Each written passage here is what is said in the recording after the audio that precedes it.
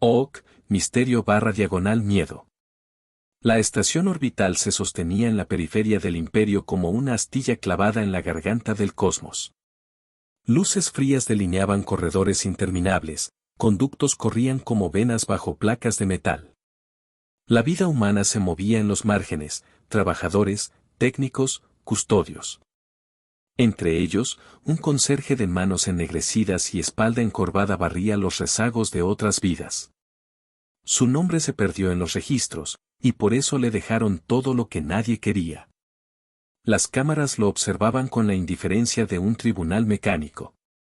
Los oficiales alienígenas, altos y de piel como laca, pasaban con la gravedad de quienes no conciben la resistencia. Su superior directo, una presencia de ojos fríos y lenguaje de datos, convertía la humillación en rutina, órdenes vociferadas fuera de la voz humana, acusaciones veladas. Castigos administrativos que resonaban más que los golpes. El conserje recogía la suciedad del mundo con manos que recordaban otras manos, una niña que reía, un piano en un salón de la tierra, una bandera chamuscada enrollada en silencio en un cajón. La humillación se volvió un mapa de callos. Temblaron.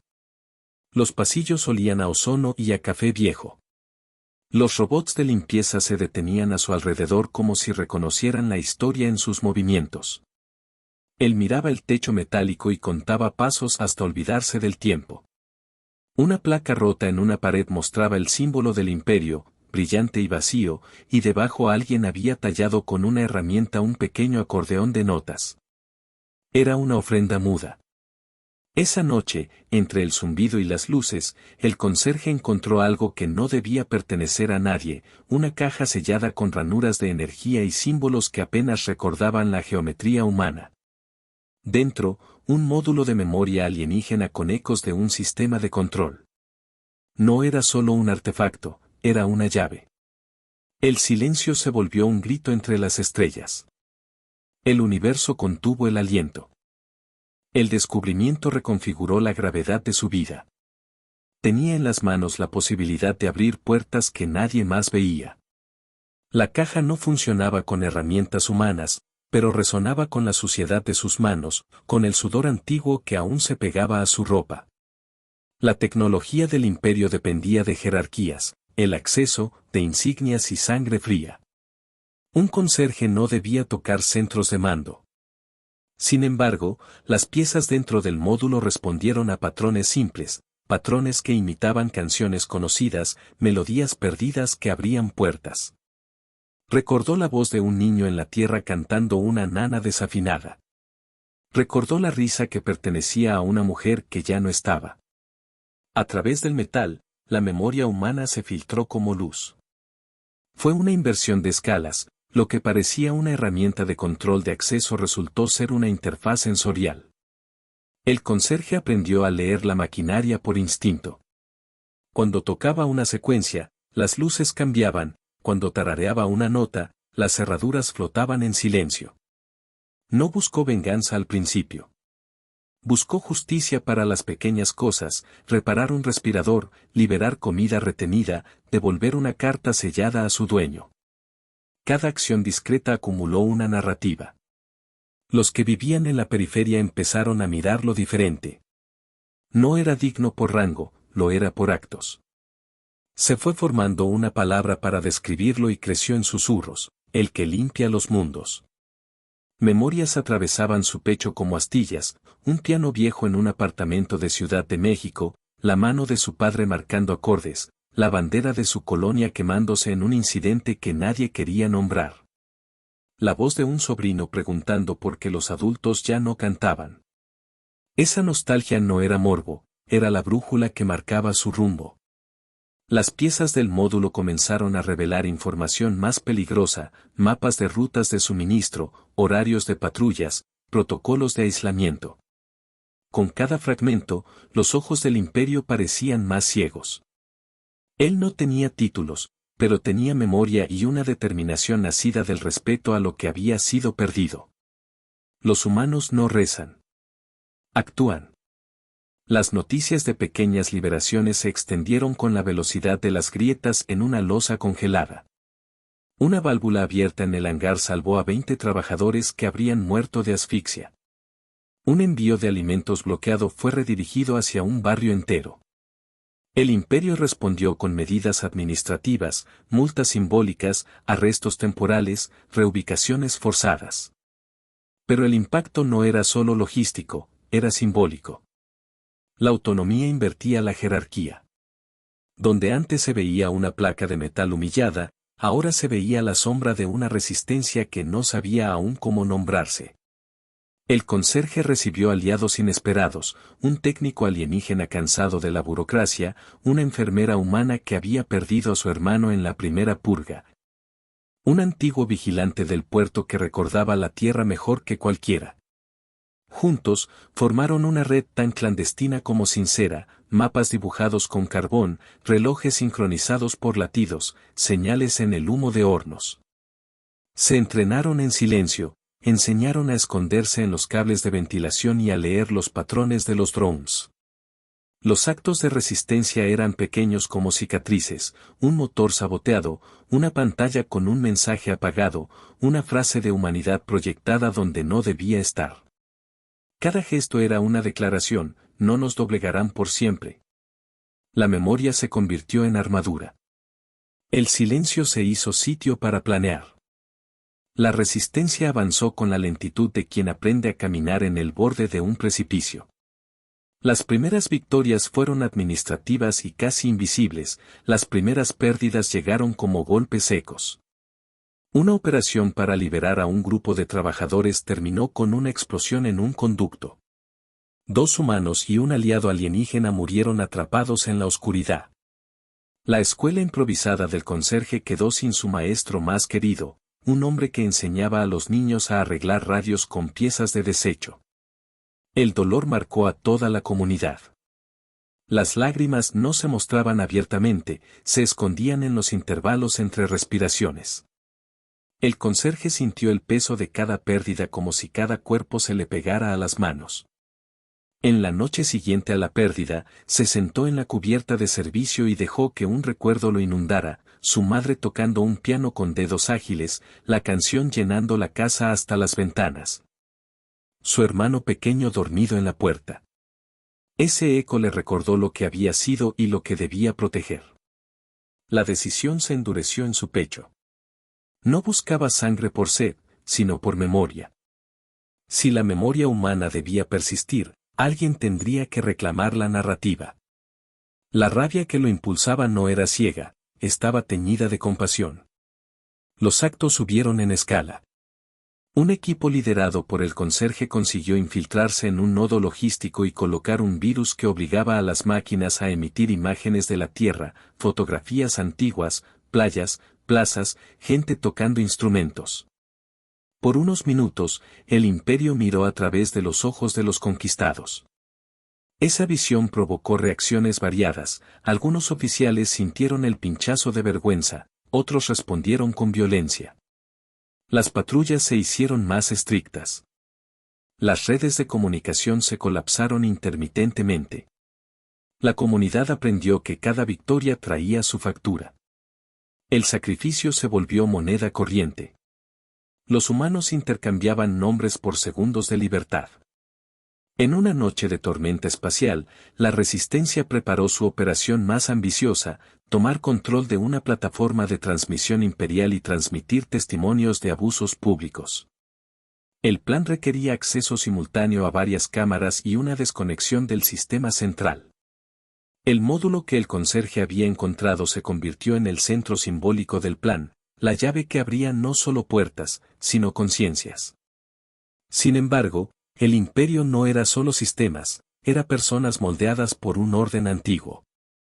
El dispositivo alertó a un destacamento de supervisores. La confrontación fue inevitable. En el atrio de la transmisión, bajo una cúpula que contenía remanentes de galaxias lejanas, la resistencia desplegó su verdad.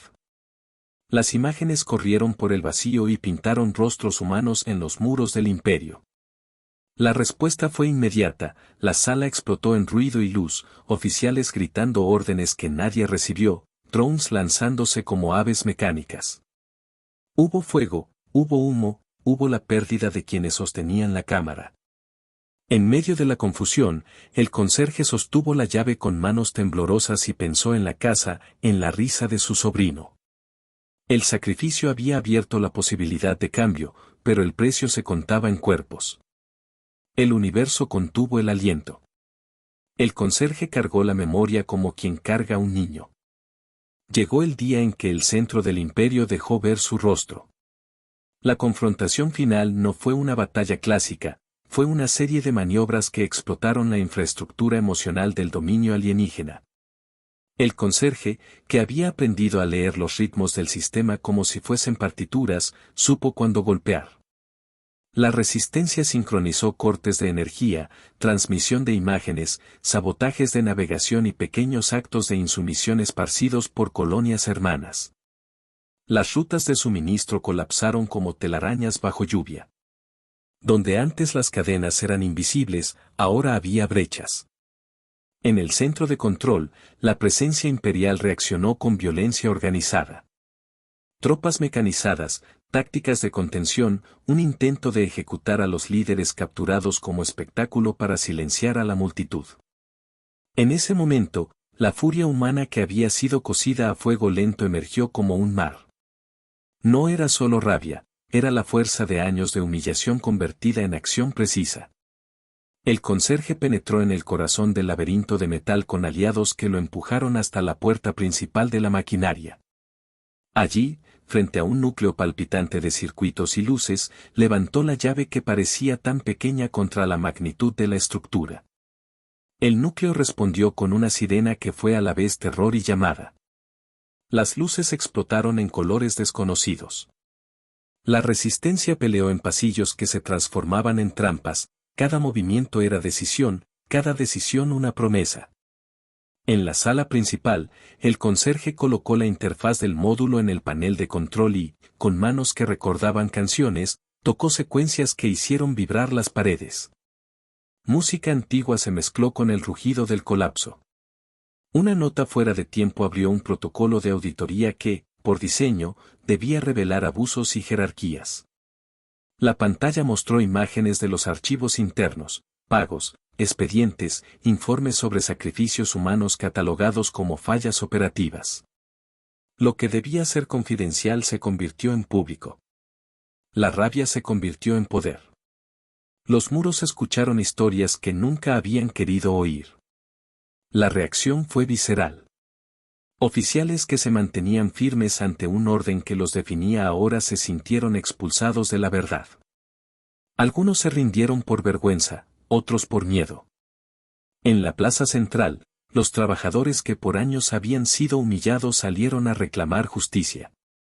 No hubo campanas ni discursos grandilocuentes, hubo confesiones en voz baja, arreglos improvisados, actos de restitución.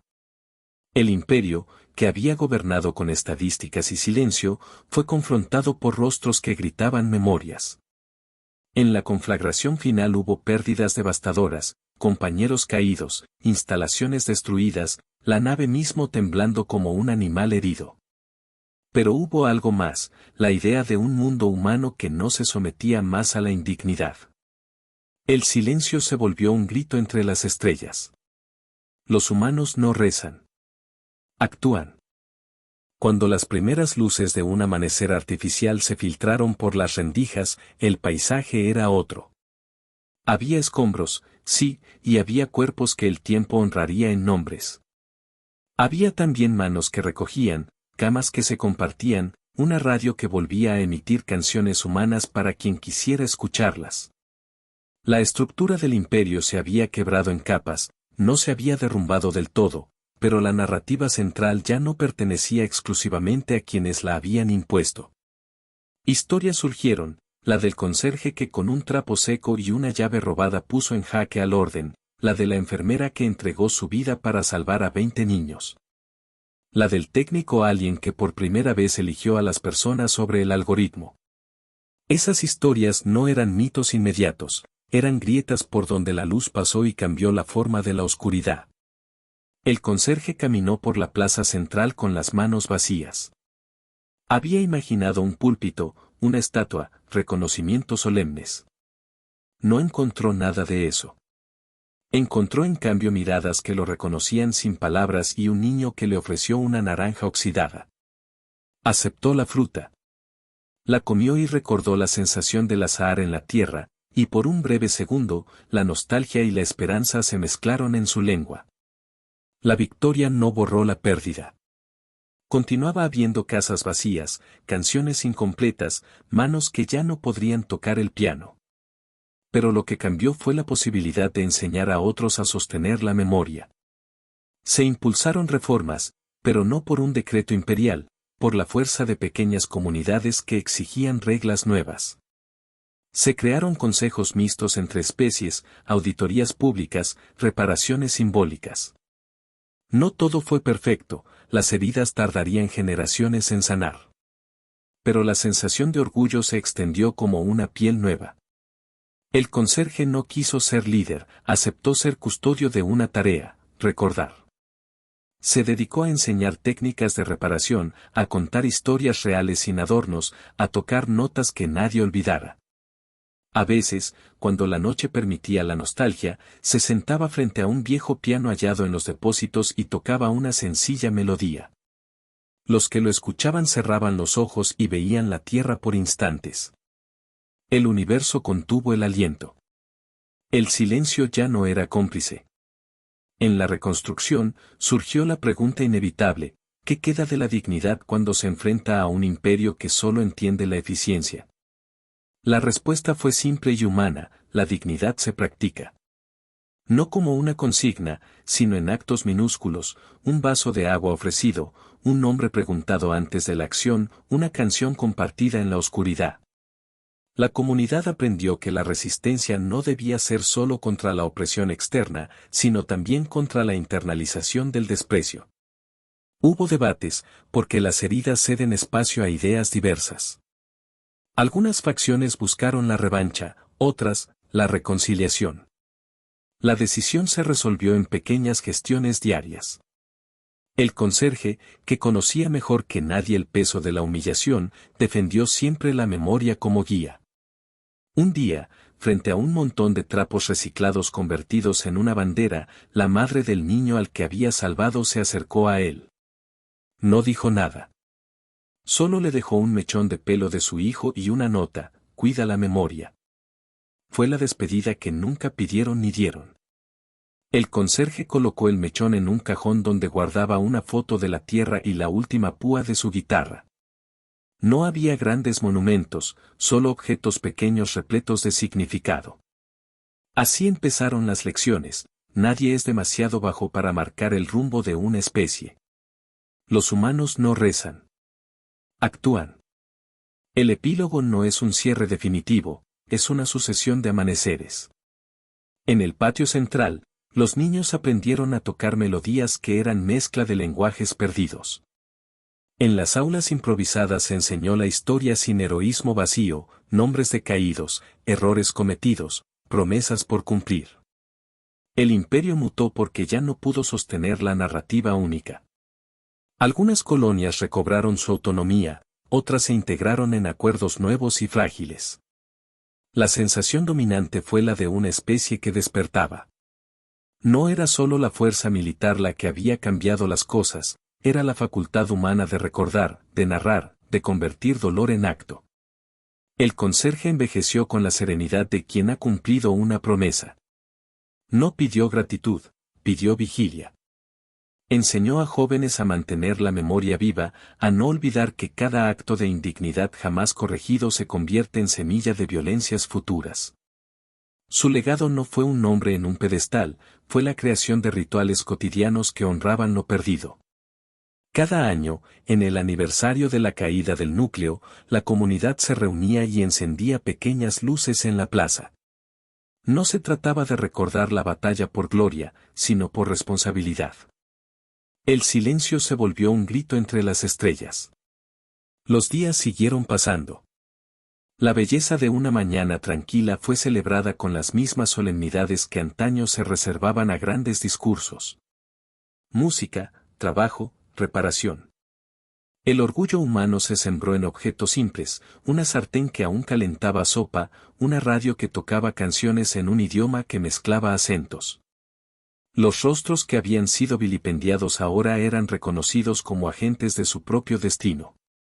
El conserje, al final, dejó el trapo y tomó un libro con partituras.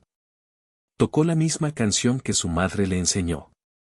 No era una victoria hecha de laureles, sino una voluntad cotidiana de cuidar la dignidad. El último acto del conserje fue sencillo, dejó en el atrio central una pequeña caja con restos del módulo que había cambiado todo.